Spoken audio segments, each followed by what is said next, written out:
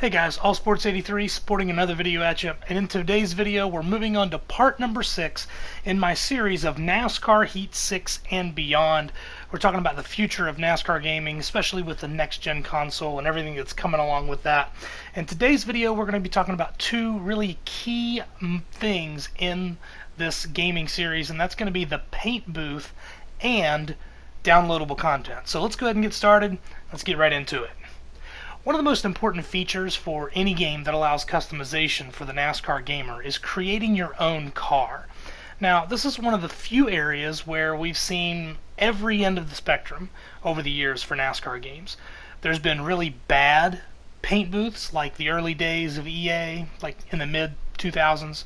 And there's really been some great paint booths like the Untechnic series from the mid-2010s. I actually think this is a good thing for 704 Games because it gives the developers an adequate measuring stick as they hope to build a worthy addition to the paint booth evolution. Now, I say hope to build because in their first 5 attempts, 704 Games has taken this feature in a backwards direction. In fact, it's my opinion that car customization is 704 Games' greatest failure. Now, admittedly, and somewhat understandably, the reasoning for this lack of focus on Paint Booth is that they are more focused on the physics and racing applications of these games. But again, we are now in year 6 of 704 Games developing NASCAR video games, so it's not unreasonable that the gaming community would expect this developer to now be able to walk and chew gum at the same time. So, if 704 Games is going to turn things around in the Paint Booth department, and I have faith that they can, what should that look like? Well, I certainly believe in the groundwork that Untechnic created back in 2014 and 2015. Basically, under their program, through a generous selections of shapes and letters that could be modified by size and color, you could literally design anything you wanted on a car. In addition, you could use those same parameters to create custom sponsors that you could save and place on any future paint scheme. Take this custom car design that I made in 2014 for the NASCAR 14 game. I always thought it would be cool to race a car that had my favorite snack, Doritos, as a sponsor. And so that's what I did. I created that sponsor and I put it on a car. There are countless other examples of this type of design from that game, but the point is that there are no limits to what can be created, and that really is the goal. With that said, there are certainly ways for 704 Games to make the paint booth their own and make it even better than any paint booth that has come before them. And here's how I think they could do that. The first thing is to obtain the rights to as many sponsor logos as they can and allow the gamer to utilize that entire library for the paint booth. These do not have to be sponsors that are currently part of NASCAR, although having those sponsors, if not all of them, to have those sponsors in the game would be a huge plus. I mean, if you've obtained the rights for sponsors like Skittles, Mobile One, and Geico to be on the cars for the drivers that are in the game, why not make those sponsor logos available in the paint booth? Maybe I'm missing something on the legal side of using these sponsors, but it would sure be a major improvement to have 40 or 50 plus sponsors to choose from when creating your car. Now, like my desire to race a Doritos car, there should be a library of sponsors that are not currently in NASCAR. There are many gamers who wish to have a unique but recognizable sponsor on their car for career mode and also for online mode. Whether it's part of the library of sponsors to choose from or painstakingly created by the player, it should be a reality in the next generation of NASCAR gaming. The next thing that would enhance the paint booth far beyond anything gamers have seen before is to have 2 versions of the paint booth itself. Obviously, we would have the detailed paint booth I just discussed where anything is possible, including the size of each sponsor, number, and shape applied to the car. The other version would be simply a more polished version of what we currently see in NASCAR Heat games, but much more polished.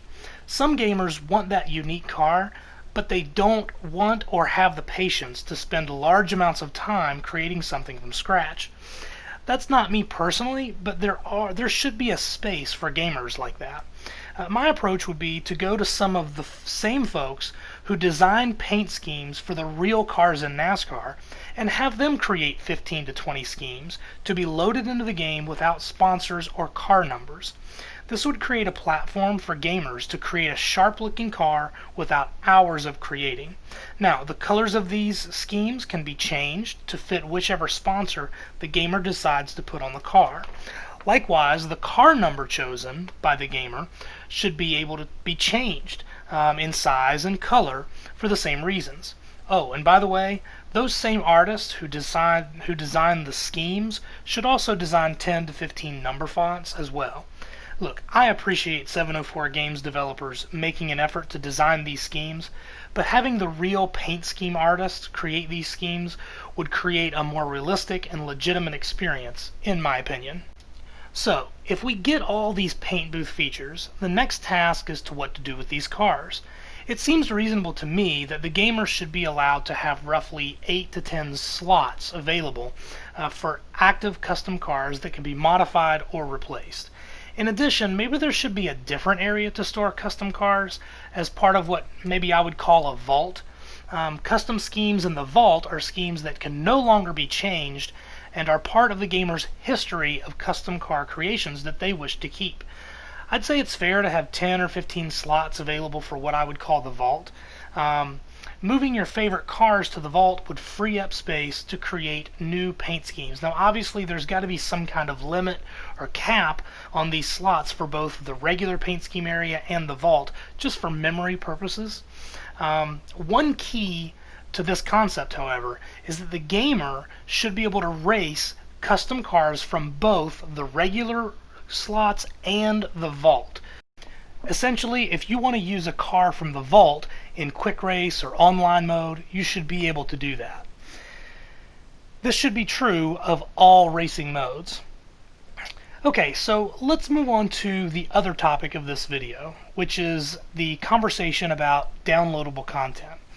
I hesitated to include this subject in this video because I'm not really a big fan of DLC in general. I've always felt that when you buy a game, you should have the full game.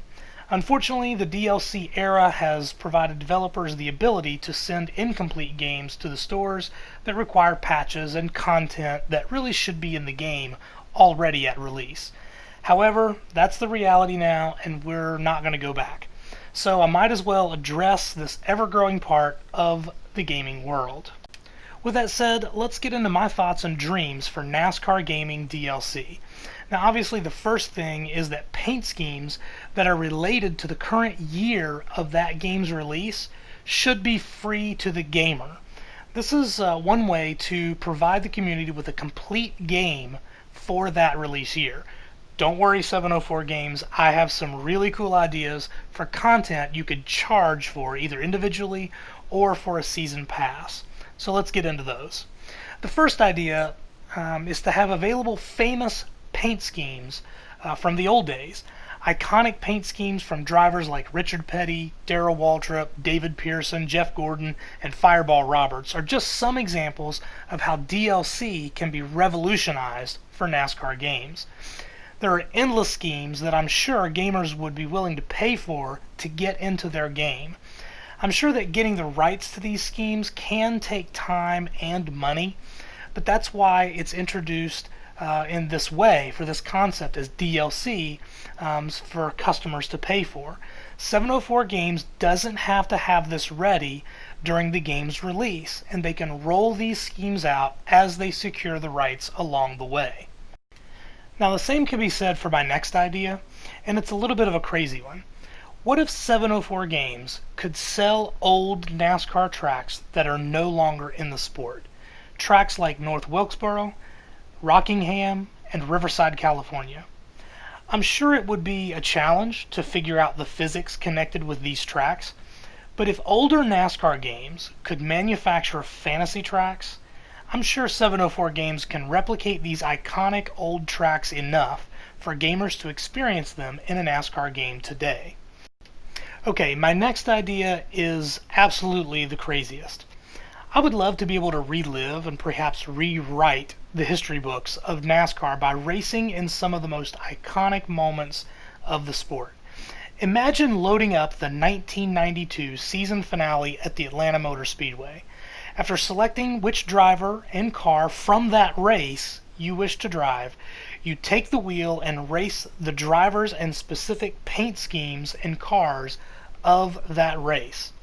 Maybe you decide to try and get Kyle Petty that championship in the mellow yellow car. Maybe a redo as Davey Allison rewrites the history books.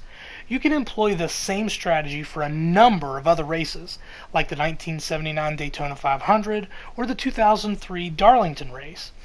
Look, I know how extreme this idea is, but who wouldn't pay for the opportunity to experience these historic races in such a unique way with the same paint schemes and drivers that actually participated in those races? Now, the last idea that I have for the DLC brings us full circle back to the paint booth. In addition to the 10 or 20 templates provided by the artist who designed the real schemes, 704 Games could also provide additional schemes through DLC created by the same artists, or maybe drivers who want to get involved. Maybe the gaming community can submit schemes to 704 Games, and the winner each month have their scheme included in a DLC pack or part of the season pass. This is just another way to get more content to gamers and allow others to get involved with the game in a new and fresh way that has never been available in the past.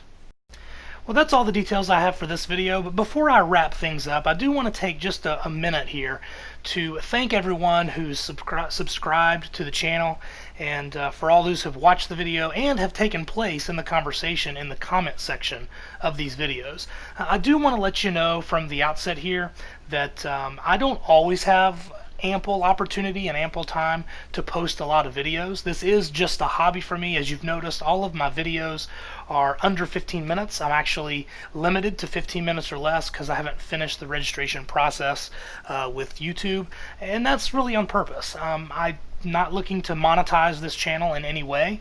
I don't want there to be ads clogging up the video. This is just simply a hobby and something where there can be communication between the NASCAR gaming community. So I hope that you understand that that's what I'm doing, and if you don't see me post a video every single week or maybe even every other week, that's really the reason why. I am a pretty busy guy. This is just a hobby, and it's an important hobby to me, but every so often it really does need to take a backseat to other very important things going on at my work, around my house, and other things like that. So I hope you guys understand that, but thanks for checking out the videos, and I hope you enjoyed it.